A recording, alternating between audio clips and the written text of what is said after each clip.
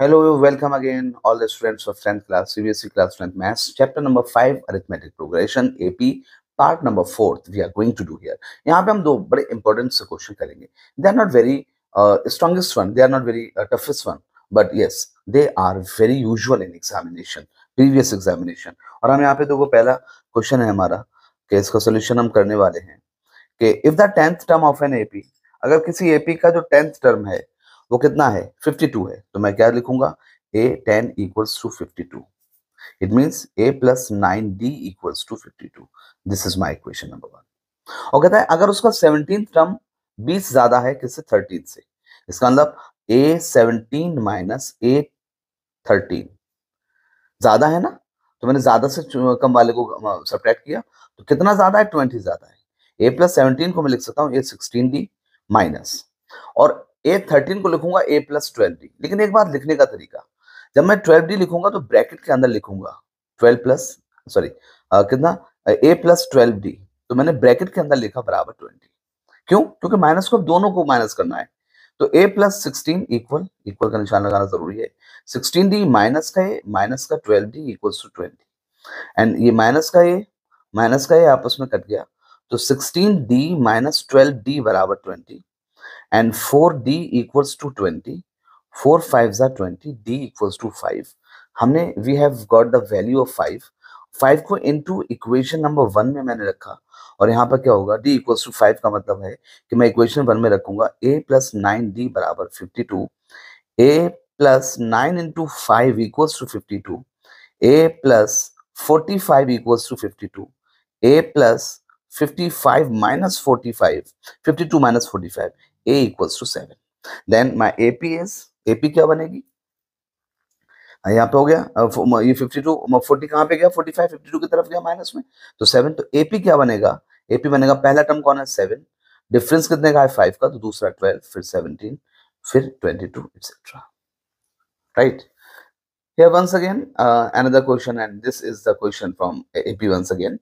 And which term of AP is 20?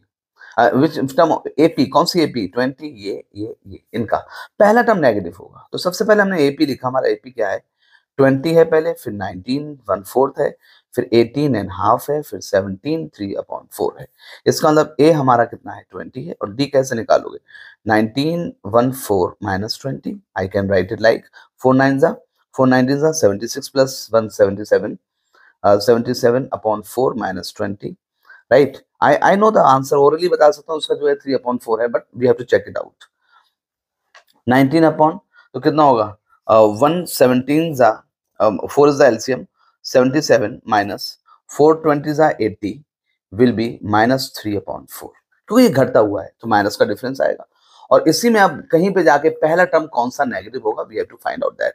अच्छा, हमें ये तो पता है let a n will be negative. हमने कहा nth टर्म है जो नेगेटिव होगा फर्स्ट टाइम इस एपी में पहली बार, तो an हमारा क्या होना चाहिए, should be less than 0. an हमारा क्या होना चाहिए, लेस देन 0 होना चाहिए, यानी कि ये 0 से कम आएगा तभी मतलब ये निकलेगा. an का वैल्यू क्या होगा a plus n minus 1 into d should be less than 0. a की वैल्यू क्या है 20, n की वैल्यू क्या है we have to find out -1, d की वैल्यू क्या है माइनस का 3/4 शुड बी लेस देन 0.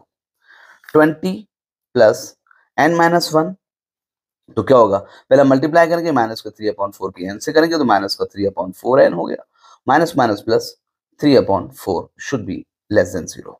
यहाँ पे क्या होगा बेटा, यहाँ पे जो 20 plus 3/4 minus 3/4 n should be lesser than 0. 4 8 जा 4 2 जा 4 20 जा, sorry I didn't show you. यहाँ से देखो 20, यहाँ पे हमने माइनस 3/4 की मल्टीप्लाई की, तो माइनस 3/4 की मल्टीप्लाई पहले प्लस के एंस होगी तो माइनस का 3/4 एन, माइनस की माइनस होगी तो प्लस 3/4 बनता 3/4. राइट. फिर क्या हो जाएगा यहाँ पे लेस है तो 4 20 था 80 प्लस 80, 420 था 80/3, 83/4 हो गया, और माइनस का 3/4 एन हो गया लेस देन 0. अब यहाँ पे क्या होगा, ये इसमें जो है वो लेस देन 0 है, 4 शुड गो देयर, तो 83 माइनस 3n इक्वल्स टू 0. तो इधर 0 है इसलिए 4 जो उधर चला जाएगा 0 बन जाएगा ये। और फिर हम यहाँ पे क्या करेंगे कि मैं इस 3n को अगर उधर ले जाता हूँ तो 83 लेस, यहाँ पर 3n उधर चला गया। तो अब यहाँ पर मैं देखूंगा कि n जो है मेरा, अब n मेरा ग्रेटर साइड में आ रहा है, तो 83 अपॉन में कौन कौन आ जाएगा, ये 3 अपॉन में आ जाएगा। 3 2 जा 6, 2 बचा, ये तो 23 होगा, 3 7 जा 23, 2 बचा अपॉन 3। n जो है कितना है, 27 2 अपॉन 3 है। यहाँ पे ये तो हो नहीं सकता, नेचुरल नंबर है, तो कौन सा टर्म है, तो इससे बड़ा टर्म कौन सा होगा, 28th। तो 28th term will be negative, and this is the way. And pause the video, solve it, and you will find these two very important questions, and this is called preparation, and you can find these questions in your exams also.